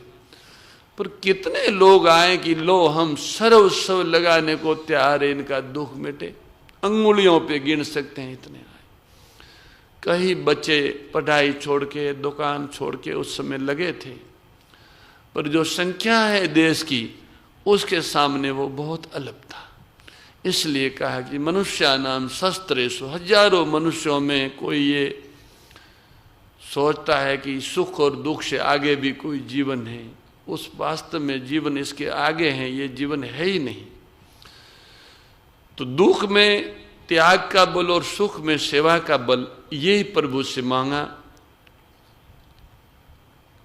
सुखी आदमी सुख का त्याग नहीं कर सकता, पर सुखी आदमी सेवा कर सकता है, और सेवा करने से सुख की कामना अपने आप अपना सुख अपने आप बढ़ जाता है। सेवा का अर्थ ये नहीं है कि आप किसी का दुख मिटा सकते हैं, ये नहीं है, अपन नहीं मिटा सकते। सेवा का अर्थ बस इतना ही है कि आप अपना सुख बांट सकते हैं।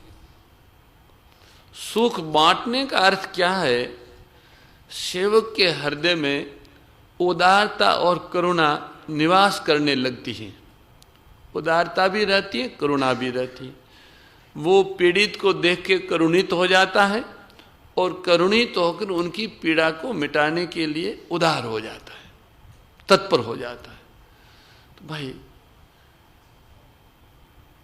पराये दुख से जब हम दुखी होते हैं और हमारा हृदय करुणित हो जाता है, करुणित होने के बाद जो सुख भोग की रुचि है वो नष्ट हो जाती है। जिस सुख भोग की रुचि ने हमें बांध रखा है वो करुणित होते ही नष्ट हो जाती है।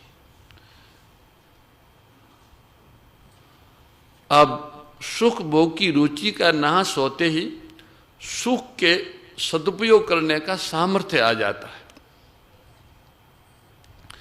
सुख का सदुपयोग करते ही सुख की दास्ता मिट जाती है, और सुख की दास्ता मिटते ही दूसरों का जो सुख है वह हमारा अपना सुख बन जाता है, और जो दूसरों का दुख है वह हमारा अपना दुख बन जाता है। पर दुख दुखी, पर सुख सुखी, ये संत के लक्षण बताए।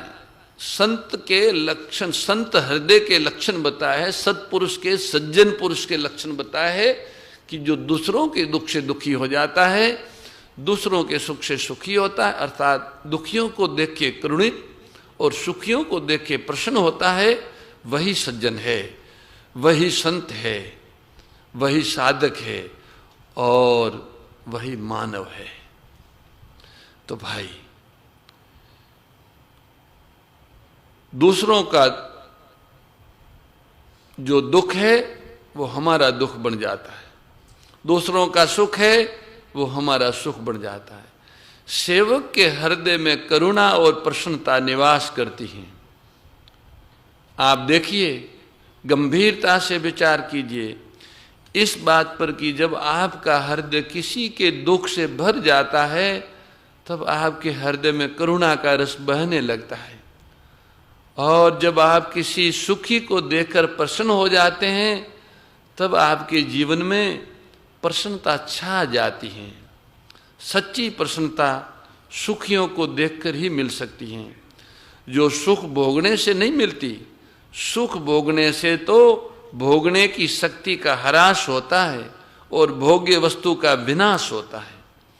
भोग्य वस्तु का विनाश और भोगने की शक्ति का ह्रास, ये सुख भोग की बात है। पर जब हम सुखियों को देखकर प्रसन्न होते हैं, तो न तो सुख भोगने की शक्ति का ह्रास होता है और न भोग्य शक्ति का नाश होता है, अपितु बिना ही भोगे भोग से भी कई गुना अधिक प्रसन्नता प्राप्त होती है, जो किसी भी भोग से प्राप्त नहीं होती। इस दृष्टि से ये निर्विवाद सिद्ध होता है कि भाई, सुखी का कर्तव्य है सेवा। सेवा क्या? दुखियों के दुख में दुखी होना और सुखियों के सुख में प्रसन्न होना। करुणा और प्रसन्नता का जीवन में जो आ जाना है, उसी का नाम सच्ची सेवा है। देखिए, जैसे गौ माताएं स्वस्थ हो गई, ये लंपी वाली बात हम आपको कह रहे हैं, जब ये रोग फैला और हम चातुर्मास पूरा करके निकले, तो हमने राजस्थान और गुजरात के बड़े भाग का एक प्रवास किया। तो सभी उदास, सभी व्याकुल, सभी व्यथित थे। सैकड़ों लोग मिले, लगे हुए थे, रो रहे थे, पट्टी कर रहे थे, भोजन छूट गया। युवा बच्चे, कभी परिश्रम नहीं किया ऐसे बच्चे भी लगे थे। वो कोई सामान्य जीव नहीं थे, सभी विशेष आत्माएं थी। 1 सप्ताह बाद में वह रोग स्थिर हो गया और पता लगा कि अब संक्रमण नहीं हो रहा है। गायें स्वस्थ होने लगी, गायों का स्वास्थ्य अच्छा होने लगा, तो सभी में प्रसन्नता का रस बहने लगा। सब वो के वो जो एकदम उदास, निराश, हताश, एक जगह तो बच्चे बोले कि महाराज जी अब देखा नहीं जाता है। इन्हीं के पास था, सैकड़ों गायें घाव से भरी हुई थी। हम गए, भीड़ थी लोगों की खूब। गऊओं के बीच में तो कुछ लड़के बोले कि अब हम कुछ नहीं कर सकते हैं, मतलब एकदम निराश हताश हो गए। हमने कहा नहीं, निराश नहीं होना, भगवान अपने साथ है, गौ माता की रक्षा भगवान करते हैं। बोले सरकार कुछ करती नहीं, कोरोना आया और शायद कोई एक भी आदमी मरा नहीं था, 400-500 आदमी संक्रमित हुए थे, पर पूरे देश में तालाबंदी हो गई, पूरा देश चौकना हो गया, सारी सत्ता उसमें लग गई। और पिछले महीने में पाकिस्तान की सीमा से सटे हुए क्षेत्र में 5 लाख गाय अच्छी नस्ल की तड़प तड़प के मुख से खून निकला, आंखों से खून निकला। जिसने वो दृश्य देखा वो इस तरह से मर गई। फिर भी न प्रांतीय सरकारों ने और न भारत सरकार ने उसके लिए कुछ किया। इसलिए अब हम किसके पास जाएं, कोई दवाई मिल नहीं रही, सरकारी डॉक्टर आ भी नहीं रहे हैं, आते हैं तो दूर बैठते हैं। तो हमने कहा ठीक है, पर वो गौ माता की रक्षा तो गोविंद करेंगे, हम सब प्रार्थना करें। प्रार्थना उन तक पहुंचती है, यद्यपि उनको सब पता है, पर वो हमारे मुख से, हमारे हृदय से पुकार सुनना चाहते हैं। और सज्जनों, आश्चर्य है, चमत्कार तो है ये, पर आश्चर्य है कि वो रोग एकदम रुक गया। कोई दवाई से नहीं, कोई उपाय से नहीं, प्रार्थना से रोका, अन्यथा तो कोई आधार नहीं था रोकने का। रोग रुक गया, गाय स्वस्थ हो गई, तो वही बच्चे, वही युवा, वही साधु इतने प्रसन्न हो गए, इतने आनंदित, उनके चेहरे खिल गए, उनके हृदय में प्रसन्नता का रस बहने लगा। जिन हृदयों में करुणा बह रही थी, उन्हीं हृदयों में गायों का दुख देख के जो करुणित थे, वो गायों का सुख देख के प्रसन्न हो गए। बस यही सेवा है, इसी का नाम सेवा है। तो सेवा का अर्थ ये भी नहीं है कि जिसकी हम सेवा करते हैं वह हमारा अपना नहीं है, अथवा जिन साधनों से सेवा करते हैं वे उसके नहीं है। जिसकी हम सेवा करते हैं वो हमारे अपने हैं। जिन वस्तुओं से हम सेवा करते हैं वो वस्तुओं उन्हीं की है। अगर किसी वस्तु को हम अपनी मानकर सेवा करते हैं तो उसका अर्थ सेवा नहीं है, उसका अर्थ पुण्य कर्म है। बहुत सारे पुण्यशाली होते हैं, उपार्जन करते हैं और परमार्थ में लगाते हैं, तो ये पुण्य कर्म है। पुण्य कर्म और सेवा में एक बड़ा भारी अंतर है। पुण्य कर्म जो है उसका आरंभ होता है कामना से, और जिसका आरंभ कामना से होता है उसका परिणाम भोग होता है। उसका परिणाम करुणा नहीं होती, उसका परिणाम प्रसन्नता नहीं होती, और भोग का परिणाम सदैव रोग होता है, रोग होता है। ऐसा कोई भोग नहीं है जिसका परिणाम रोग न हो। ऐसा कोई भोग है ही नहीं जिसका परिणाम जड़ता न हो। ऐसा कोई भोग है ही नहीं जो हमें पराधीन न बनाता हो। भोग प्राणी को पराधीनता में, जड़ता में आबद्ध करता है, किंतु सेवा पराधीन नहीं बनाती, जड़ता में आबद्ध नहीं करती, अपितु एक चेतना प्रदान करती है। सेवा जो है वो हमें स्वाधीनता देती है, वो पराधीन नहीं बनाती। सेवा हमको जड़ता से चेतना की ओर ले जाती है, अशांति से शांति की ओर ले जाती है, पराधीनता से स्वाधीनता की ओर ले जाती हैं, और असत्य से सत्य की ओर ले जाती हैं। उसका नाम सेवा है। इस दृष्टि से सेवा बड़े ही महत्व की वस्तु है, किंतु सेवा उसी अंश में कर सकते हैं जिस अंश में हम सुखी हैं। सुखी का साधन सेवा है। इसका अर्थ को ये न समझे कि जो सुखी नहीं है वो साधक नहीं हो सकता। साधक तो वो भी हो सकता है, लेकिन दुखी होने पर उसका साधन त्याग है। दुखी भी साधक है, सुखी भी साधक है। दुखिया के लिए त्याग में, दुख में त्याग को साधन रूप में अपनाना, यानी त्याग ही उसका साधन है, और सुखिया के लिए सेवा साधन है। तो त्याग दुखिया के लिए त्याग साधन, और सुखी होने पर उसका साधन सेवा है। इससे ये स्पष्ट हो गया कि सेवा और त्याग के द्वारा हम सब की दास्ता, सुख की दास्ता और दुख के भय से मुक्त हो सकते हैं। सेवा से हम सुख की दास्ता से मुक्त हो सकते हैं और त्याग से दुख के भय से मुक्त हो सकते हैं। अब आप विचार करें, बहुत गंभीरता से विचार करें, सुख की दास्ता और दुख के भय का नाश होना ही सद्गति है कि और कोई सद्गति है? भाई, दुख का भय मिट जाए और सुख की दास्ता मिट जाए, इसी का नाम सद्गति है। इसी का नाम ये स्वाधीनता नहीं है, सद्गति है, स्वाधीनता है, मुक्ति है। सद्गति, मुक्ति और स्वाधीनता, इसी का नाम अध्यात्म जीवन है।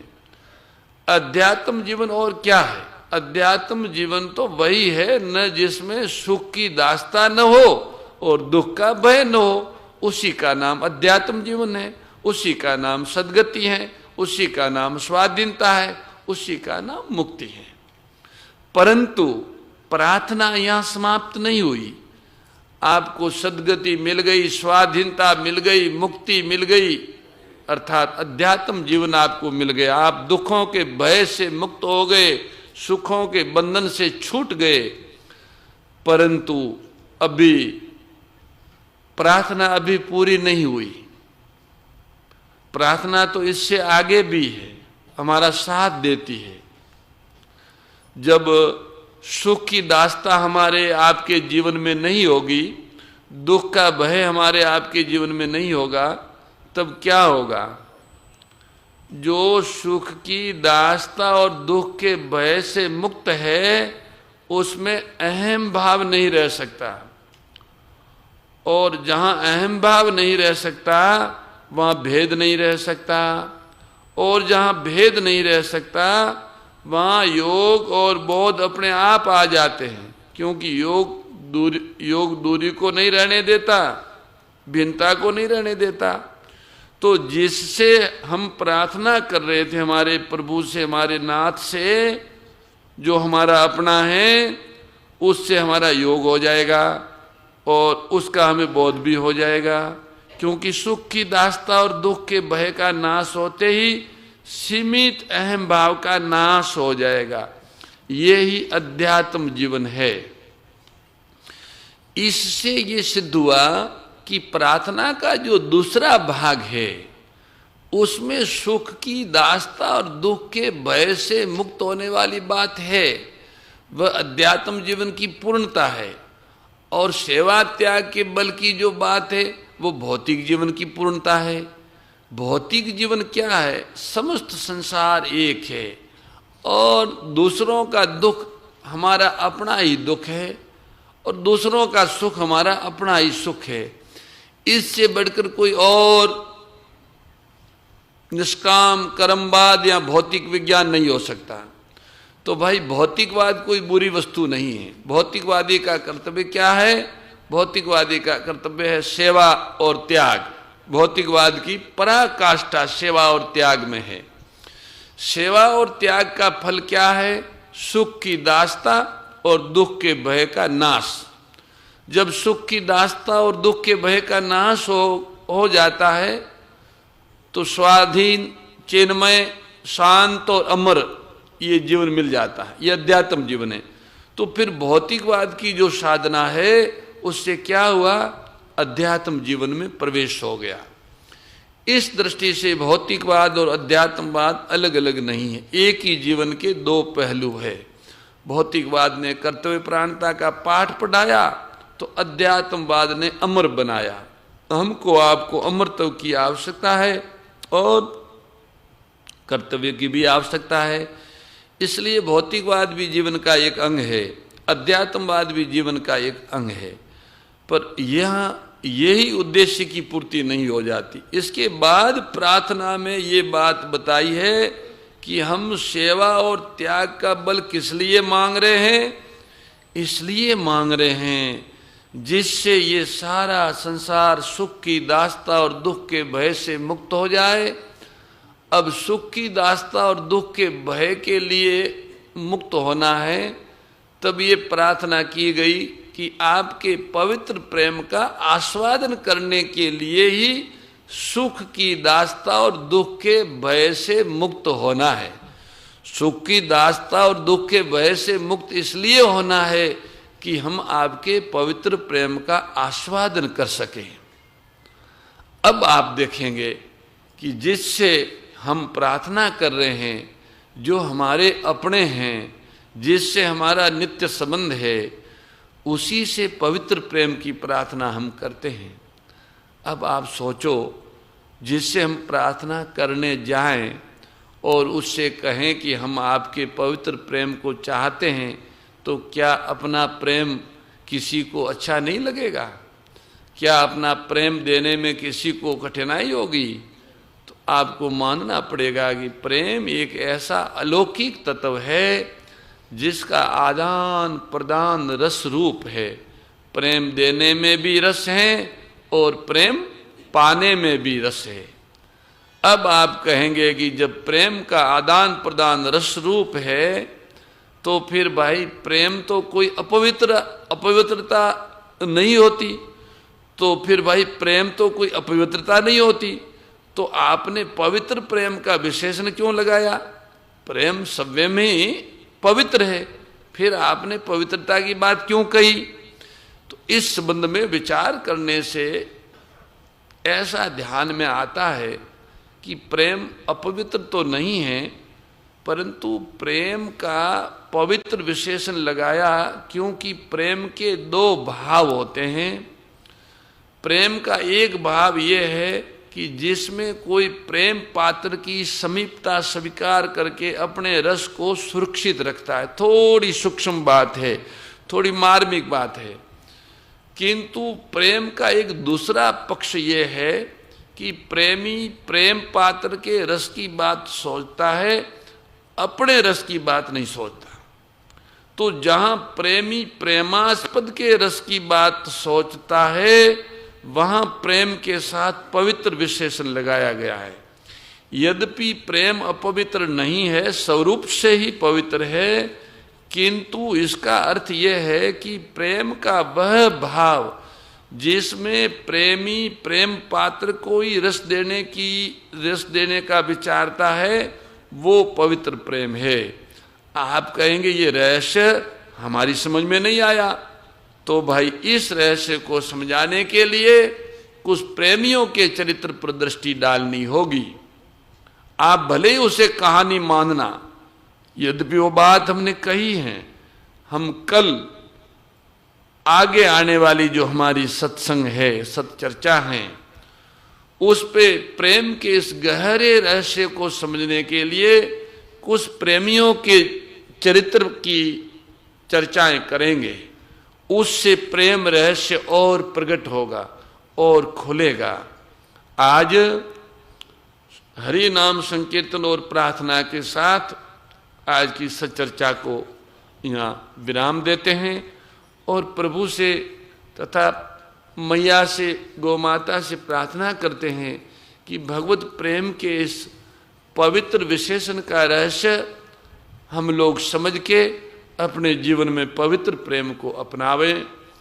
इसी सद्भाव के साथ राम श्री राम, राम श्री राम,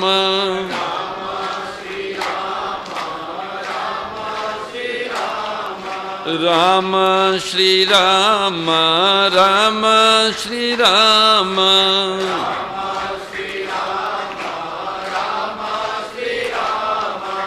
श्यावर रामचंद्र भगवान की जय।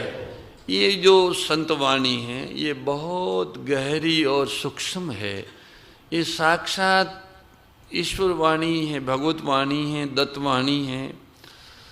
हमने भगवान के द्वारा दिए हुए प्रकाश का अपने जीवन में अनेक बार अनादर किया है और भगवान ने बहुत सारे अवसर दिए, वो खोए हैं।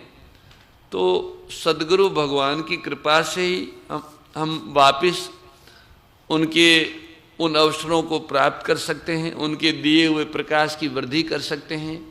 हमसे गलती हुई है, हमसे भूल हुई हैं, हमने जो अपना नहीं था उसको अपना माना है और जो अपना था उसे हमने अपने से दूर माना। ये भूल है, ये गलती है, ये अपराध है। इसलिए थोड़ा सा भगवान सद्गुरु से प्रार्थना करते हैं, सतगुरु क्षमा करो, कल्प गुरु कृपा करो। सतगुरु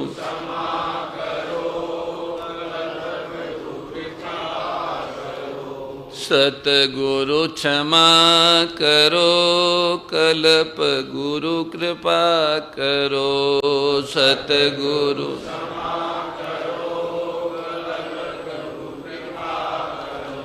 सतगुरु क्षमा करो, कल्प गुरु कृपा करो। सतगुरु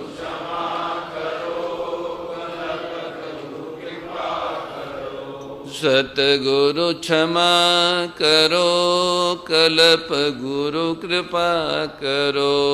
सतगुरु क्षमा करो, कल्प गुरु कृपा करो। दत्त गुरु दया करो, परम गुरु प्रेम करो।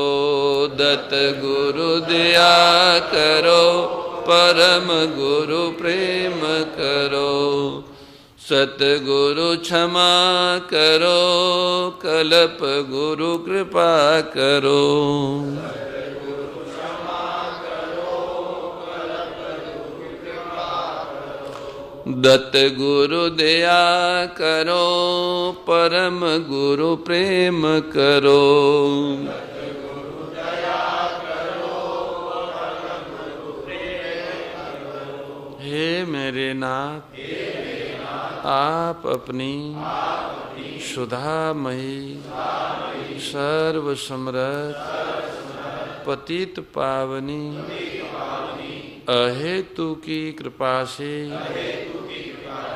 मानव मात्र को विवेक का आदर तथा बल का सदुपयोग करने का सामर्थ्य प्रदान करें एवं हे करुणा सागर अपनी अपार करुणा से शीघ्र ही राग द्वेष का नाश करें, जिससे सभी का जीवन सेवा त्याग और प्रेम से परिपूर्ण हो जाए। ओम आनंद, ओम परमानंद, ओम सच्चिदानंद। नारायण नारायण नारायण। ओम जय भगवत गीते, ओ मैया जय भगवत गीते। कमल विहारिणी प्रभु कमल विहारिणी सुंदर सुपुनीते। ओम जय भगवत गीते। कर्म सुमर्म प्रकाशिनी कामा शक्ति हरा ओ मैया कामा शक्ति हरा तत्व ज्ञान विकासिनी तत्व ज्ञान विकासिनी विद्या ब्रह्म परा ओम जय भगवद गीते निश्चल भक्ति विधायिनी निर्मल मलहारी ओ मैया निर्मल मलहारी शरण रहस्य प्रदायिनी शरण रहस्य प्रदायिनी सब विधि सुखकारी ओम जय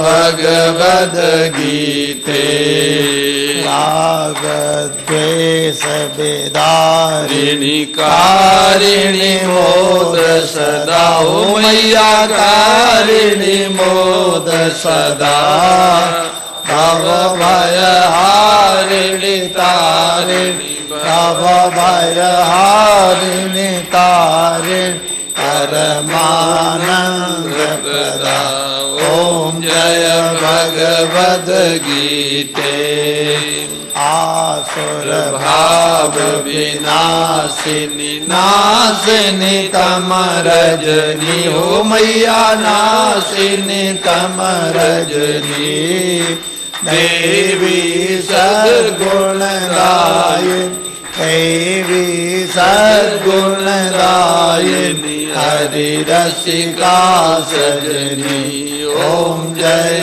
भगवत गीते समता त्याग सिखावनी हरि मुख की वाणी ओ मैया हरि मुख की वाणी सकल शास्त्र की स्वामिनी सकल शास्त्र की स्वामिनी श्रुतियों की रानी ओम जय भगवद गीते दया सुधा बरसावनी मातु कृपा कीजे ओ मैया मातु कृपा कीजे हरि पद प्रेम दान कर प्रभु पद प्रेम दान कर अपनों कर लीजे ओम जय भगवद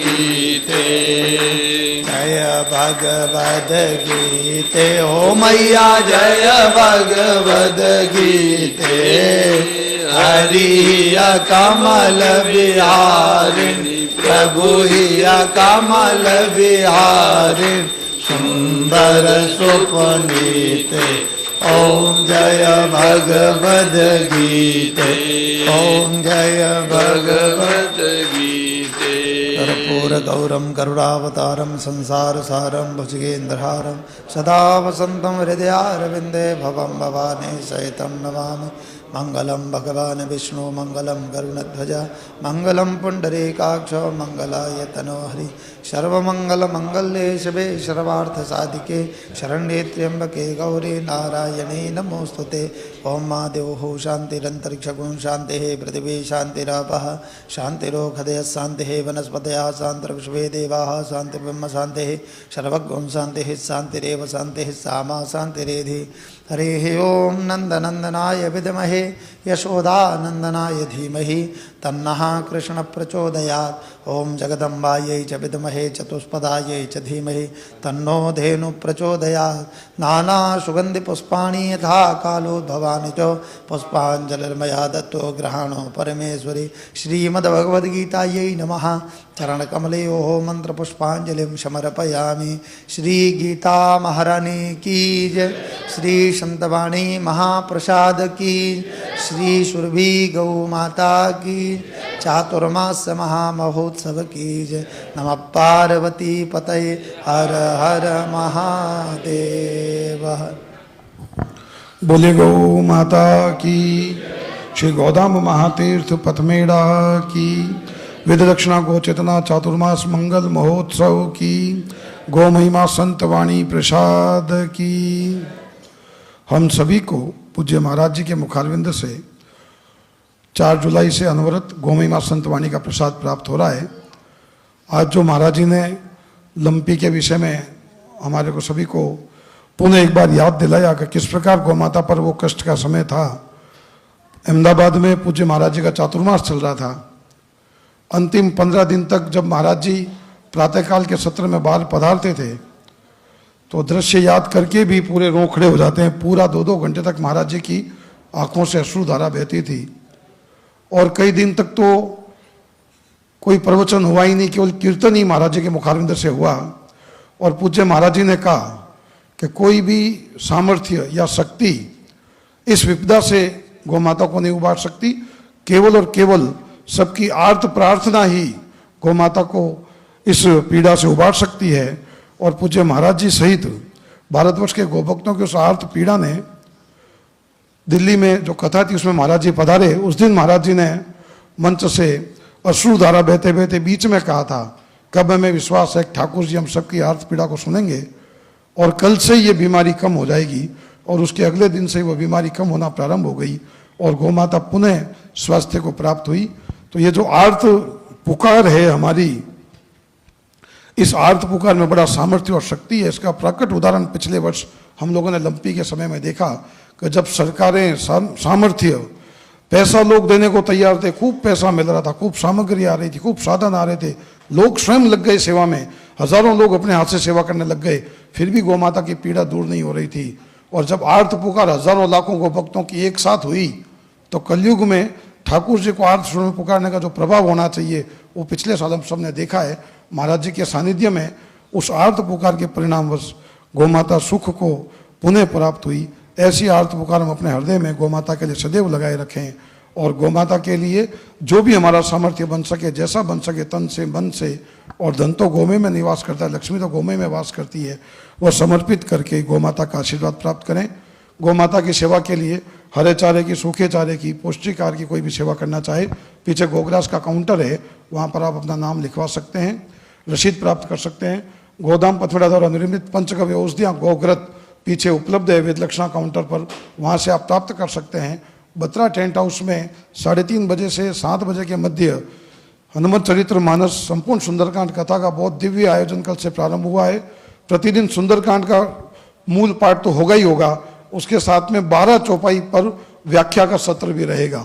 तो आप सभी अधिक से अधिक संख्या में वहाँ पधारें। प्रतिदिन प्रातःकाल 7 बजे नरसिंह सेवा सदन में प्रातःकाल सविधि गोपूजन अर्चन होता है, सबत्सा वेदलक्षणा गौ माताओं का। उसके बाद में हरिहर भगवान का अर्चन होता है और 9 बजे से 11 बजे के सत्र में हमें पूज्य पथवेड़ा महाराज जी के मुखारविंद से गौ महिमा संत वाणी का प्रसाद प्राप्त होता है। सायंकालीन 6:30 बजे दिव्य गौ आरती का आयोजन होता है। आज हमारे दैनिक यजमान के रूप में श्रीमती कृष्णा जी एवं श्री सुरेंद्र गुप्ता जी ने सपरिवार उसका लाभ प्राप्त किया, उनका भी बहुत बहुत अभिनंदन। गौभक्त सुभाष जी अग्रवाल पंजाबी बाग की ओर से 1 ढेर चारे की सेवा का संकल्प प्राप्त हुआ, उनका भी बहुत बहुत अभिनंदन। पूज्य महाराज जी गौदर्शन के लिए पधारेंगे, कोई भी पूज्य महाराज जी के चरण स्पर्श नहीं करे, दूर से प्रणाम निवेदन कर ले, रास्ता बनावे बीच में से, और कोई भी महाराज जी का फोटो नहीं खींचे। दूसरी मंजिल पर संत आवास है, वहाँ पर कोई भी बिना बुलाए नहीं जावे। पहली मंजिल पर गोवर्ती भोजन प्रसाद की व्यवस्था है। आज एकादशी है तो फलाहारी